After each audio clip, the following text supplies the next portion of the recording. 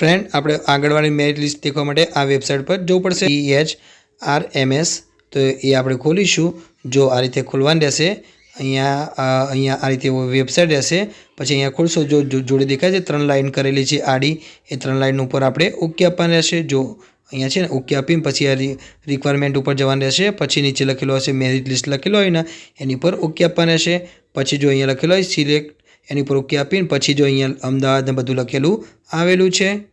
Hello friend કેમ છો બધા મજામાં જય શ્રી કૃષ્ણ ફ્રેન્ડ આજે છે ને તમને ખબર હશે કે આંગણવાડીનું જે લોકોએ ફોર્મ ભર્યું હતું એ લોકોના જે છે મેરિટ લિસ્ટ બહાર પડ્યું છે તો ફ્રેન્ડ અમારે છે ને ઋત્વીનું પણ આંગણવાડીમાં ફોર્મ ભર્યું હતું કાર્યકર્તામાં ફોર્મ ભર્યું હતું તો એને પણ આજે મેરિટ લિસ્ટ બહાર પડ્યું છે તો પછી હું છે ને ઋત્વીનું મેરિટ લિસ્ટ દેખું છું તમે વિડીયોમાં બને રહેજો હું તમને બતાવીશ કે ઋત્વીનો નંબર આવ્યો છે કે નથી આવ્યો તે હું તમને આખી પ્રોસેસ બતાવીશ। જો ફ્રેન્ડ હું તમને બતાવું છું જો ફ્રેન્ડ આ છે મારા મમ્મીનો મોબાઈલ હું તમને છે ને મારા મમ્મીના મોબાઈલમાં આખી ફોર્મનું આ મેરિટ લિસ્ટ આવ્યું કે નથી આવ્યું આપણે એ ચેક કરીશું। જો અમારા મમ્મીના મોબાઈલમાં છે ને જો પહેલાં તમને બતાવું દેખાય છે મારા મમ્મીના મોબાઈલમાં વિવાસનો ફોટો છે દેખાય કેટલો સરસ કોઈ લાગે છે કાનાનો ફોટો તો પછી છે ને હું તમને બતાવું છું ફોર્મનું જો આપણે દેખીએ કે મારા વાઈફ એટલે કે ઋત્વીનું મેરિટ લિસ્ટમાં નામ આવ્યું કે નથી આવ્યું તો તમે વિડીયોમાં બને રહેજો હું તમને બતાવું। જો ગૂગલમાં જઈને આપણે સર્ચ મારીશું અહીંયા લખીશ અહીંયા ES આ પહેલું રહ્યું એમાં આપણે દેખીશું જો અહીંયા જ છે મેરિટ લિસ્ટનું બતાવે છે આપણે ચેક કરીશું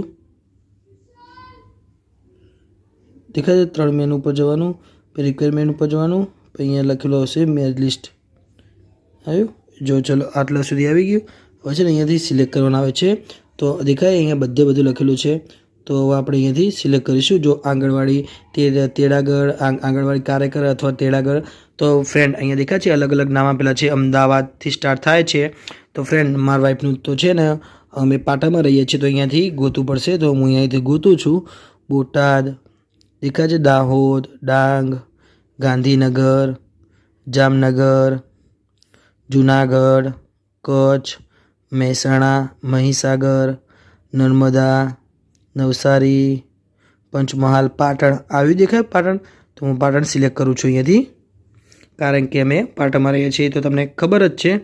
ચલો પોસ્ટમાં છે ને પહેલાં હું છે ને AWS સિલેક્ટ કરું છું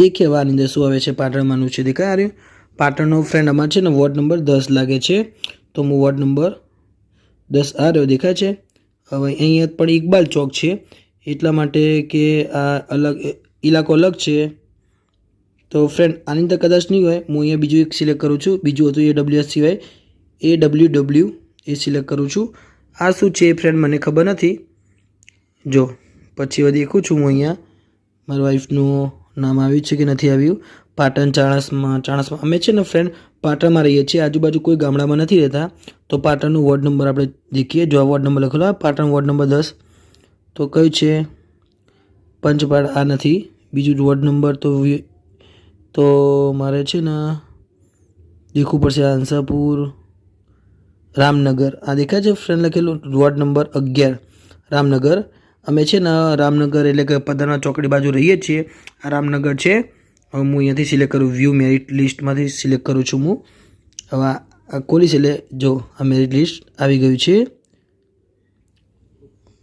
ફ્રેન્ડ મારા વાઈફનું છે ને પહેલું બીજું ચોથા નંબરનું છે દેખાય લખેલું ઋત્વીબેન પ્રવીણભાઈ પટણી તમને એમ થતું કે પટણી તો કે હું પ્રજાપતિ છું તો કે મારા વાઈફ પટણી કેમ છે તો આ પટણી છે ને ફ્રેન્ડ આમાં પ્રજાપતિમાં બીજી અંદર નાની કાસ્ટો આવે છે અને આપણે પટણી શહેરના હોય તો પટણી પ્રજાપતિ કહીએ ને ગામડાના હોઈએ તો એ ગુર્જર પ્રજાપતિ કહેવાય છે તો ફ્રેન્ડ અમે પાટણ શહેરના છે એટલે અમે પટણી પ્રજાપતિ કહેવાઈએ તો જો ઋત્વીનું છે ને ચોથા નંબરનું નામ છે દેખાય ફ્રેન્ડ પહેલું છે મિત્તલબેન જીતેન્દ્ર કુમાર જોશી બીજું છે પ્રિયાબેન ભરતકુમાર પ્રજાપતિ ત્રીજું છે મમતાબેન મહેન્દ્રભાઈ વાઘેલા ચોથું છે ઋત્વીબેન પ્રવીણભાઈ પટણી તો ફ્રેન્ડ ઋત્વીનું છે ને ચોથું નામ છે મેરિટ લિસ્ટમાં તો અહીંયા છે ને વેટિંગમાં જ બોલે છે વેટિંગ 1 વેટિંગ 2 અને વેટિંગ ત્રીજું ઋત્વી છે તો દેખાય છે પ્રોવિઝનલ લિસ્ટ ફર્સ્ટમાં મિત્તલબેન જોશીકુમાર એનું છે જો એના છે ને મેરિટમાં કુલ મેરિટ 76.99, બીજાના છે 70.65, પછી 70.57 અને 70.38 એ રીતે મેરિટ આખું બનેલું છે.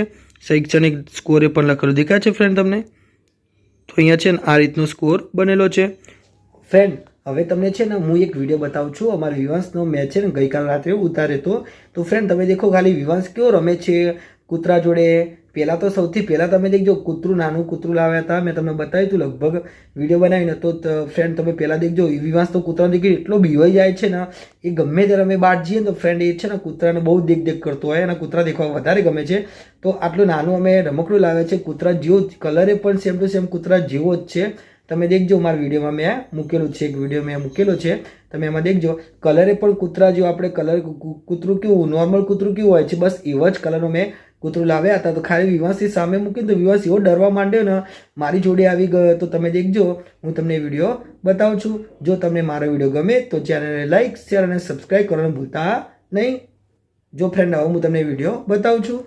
જો ફ્રેન્ડ આ છે અમારો વિવાંશ, દેખાય છે જો નાનાનું કૂતરું લાવે, જો કેવો બીવાય છે, દેખાય જો કેવો ડરી જાય છે. જો એની મમ્મીને બોલાવે છે, જો એ છે ને હું કરે છે.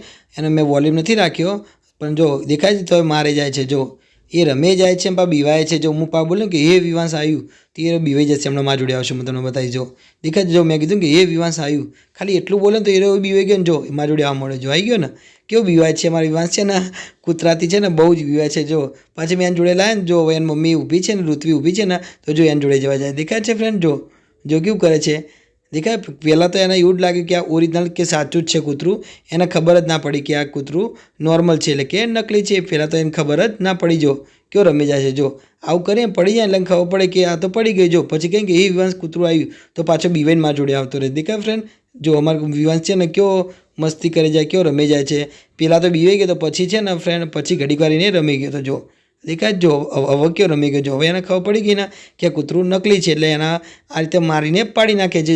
એનું ખાલી મોઢું હલે છે ને એટલા માટે જ વિવાંશ એવું કરે છે. જો એને કહું જજે કૂતરા જોડે, જો જાય છે. જો કેવું મારા જોડે એને બેસી ગયો ને ફ્રેન્ડ.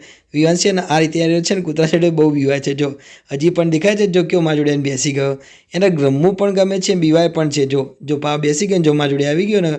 વિવાંશ છે ને ફ્રેન્ડ પહેલાં રમતો નહોતો, પહેલાં આવી રીતે બીવાતો તો પછી એ રમવા માંડ્યો હતો.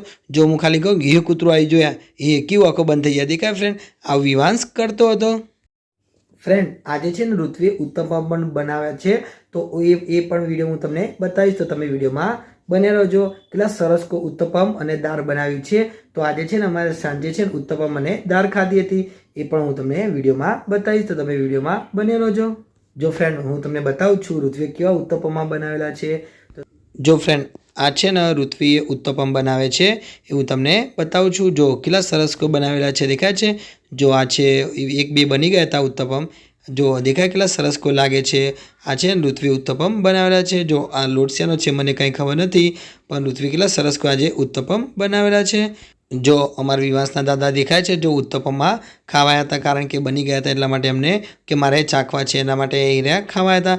હવે વિવાંશના દાદા વિવાંશને લઈને છે ને બહાર ફરવા જાય છે કારણ કે હમણાં જ વિવાંશના દાદા ઘરે આવ્યા હતા એના કારણે. આ છે દાળ ઉત્તપમમાં જોડે જો આ દાળ બનાવેલી છે. દાળ પણ કેટલી સરસ છે, દેખાય છે ફ્રેન્ડ. જો ગરમ ગરમ દાળ અને ઉત્તપમ ખાવાની કેવી મજા આવે. તો ફ્રેન્ડ આજે છે ને અમે દાળ અને ઉત્તપમ ખાધા હતા. ફ્રેન્ડ તમે ખાધેલા હોય તો કોમેન્ટમાં જણાવશો. ફ્રેન્ડ તમને મારો વિડીયો ગમ્યો તો ચેનલને લાઇક, શેર અને સબસ્ક્રાઈબ કરવાનું ભૂલતા નહીં. જો ફ્રેન્ડ ઋત્વી છે ને ઉત્તપમ બનાવતી હતી ત્યારે જો આ ઉત્તપમ ચોંટી ગયું છે, દેખાય છે. જો હલાવે છે ને તો ઉખડતું નથી. તો છે ને ઋત્વી આ રીતે આમથી આમ ઉખાડીને એને હલાવે છે. જો પછી છે ને આ રીતે આખું ફેરવી નાખશે. પહેલું તો ફ્રેન્ડ છે ને ઉખડી જ નહોતું, આખું ઉત્તપમ તૂટી ગયું હતું, પણ બીજું ધીમે ધીમે સારું થઈ ગયું હતું. ફ્રેન્ડ તમને મારો વિડીયો ગમ્યો હોય તો ચેનલને લાઇક, શેર અને સબસ્ક્રાઈબ કરવાનું ભૂલતા નહીં. ફ્રેન્ડ અહીંયાથી હું વિડીયો સમાપ્ત કરું છું. જય શ્રી કૃષ્ણ ફ્રેન્ડ.